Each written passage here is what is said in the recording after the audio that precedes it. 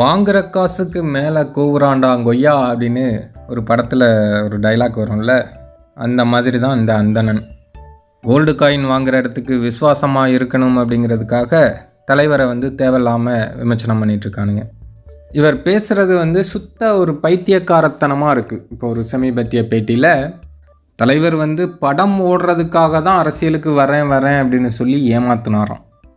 ஒரு படத்தை ஓட வைக்கிறதுக்கு என்னெல்லாம் பண்ணணுமோ அதெல்லாம் பண்ணுவார். ஏன்னா இத்தனை வருஷமாக அரசியலுக்கு வரேன்னு ஏமாத்தினதே அதுக்கு தானே, அவருடைய படங்கள் ஓடணுங்கிறதுக்காக தானே. கண்ணாடியை திருப்புனா ஆட்டோ எப்படிரா ஓடும் அப்படின்னு கேட்குற மாதிரி இருக்குது இது. அரசியலுக்கு வரேன் அப்படின்னு சொன்னால் படம் ஓடுமா? எந்த ஊர்லையாவது அது நடக்குமா? அப்படி பார்த்தா எல்லாரும் அரசியலுக்கு வரேன்னு சொல்லியே படத்தை ஓட வச்சுருவாங்களே. அதாவது பைத்தியக்காரத்தனத்தின் உச்சம் கூட இந்த அளவுக்கு இருக்காது. இவனுங்க பேசுகிறதெல்லாம் அந்த மாதிரி தான் இருக்குது. சரி, தலைவர் அரசியலுக்கு வரல அப்படின்னு சொன்ன பிறகு தான் ஜெயிலர் திரைப்படம் வந்தது. ஜெயிலர் திரைப்படம் என்ன கலெக்ஷன் பண்ணிச்சு, அதை பற்றி இவனுங்க பேசி கல்லா கட்டினானுங்கள்ல, அப்போல்லாம் தெரியலையா? இப்போ அரசியலுக்கு வரலன்னு சொன்னதுக்கப்புறமும் எப்படி படம் ஓடுது? அது மட்டும் இல்லாமல் தலைவர் ஒரு கட்டத்துக்கு மேலே அவரால் கையை மூடி வைக்க முடியலையாம். கையை திறந்து பாட்டானுங்களாம், உள்ளே ஒன்றும் இல்லைன்னு. அதனால தான் அரசியலுக்கு வரல அப்படின்னு அவர் சொல்ல வேண்டிய நெருக்கடிக்கு வந்து தான். இல்லாட்டி இன்னும் வரையும் சொல்லி தலைவர் ஏமாற்றிட்டே தான் இருப்பாராம். கையை திறந்து பார்த்துட்டாங்க, ஒன்றும் இல்லைன்ட்டு. ஸோ அந்த அளவுக்கு ஒரு நெருக்கடியை கொடுத்ததுனால தான் நான் அரசியலுக்கு வரலன்னு அவர் சொல்ல வேண்டியதாக இருந்தது.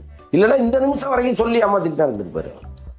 அவர் அரசியலுக்கு வரேன் அப்படின்னு சொன்ன போதும் சரி, வரலை அப்படின்னு சொன்ன போதும் சரி, தமிழ் மக்களுக்கோ அல்லது வேறு யாருக்குமோ எந்த பாதிப்பும் கிடையாது. தலைவர் யார் கூடயே கெடுத்தார். ஆனால் இந்த ஆளுகள் அங்கெல்லாம் காசு வாங்கிட்டு, கோல்டு காயின் வாங்கிட்டு மற்றவங்களை பற்றி தப்பாக பேச வேண்டியது.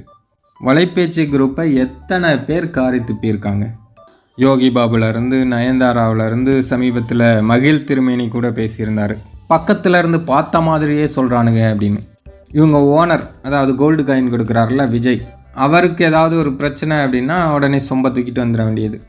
அன்றைக்கி இந்த பள்ளிக்கூடம் சிபிஎஸ்சி பள்ளிக்கூடம் நடத்துகிறாரு அப்படின்னு சொல்லும்போது, பள்ளிக்கூடம் தானே நடத்துகிறாரு, சாராய கடையாக நடத்துகிறாரு அப்படின்னு வக்காலத்து வாங்கி ஒரு வீடியோ போட்டிருந்தார் இந்த அந்தணன்.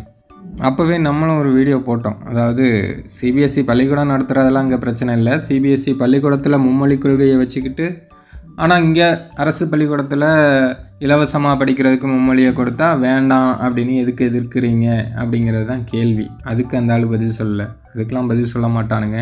ஏன்னா அவனுங்களுக்கு கல்லா கட்டுறது தான் முக்கியம். அப்படி இருக்கும்போது தலைவரை மட்டும் எதற்காக விமர்சனம் பண்ணுறானுங்க? இல்லை, அவங்க ஓனருக்கு விசுவாசமாக இருக்கானுங்களாம்.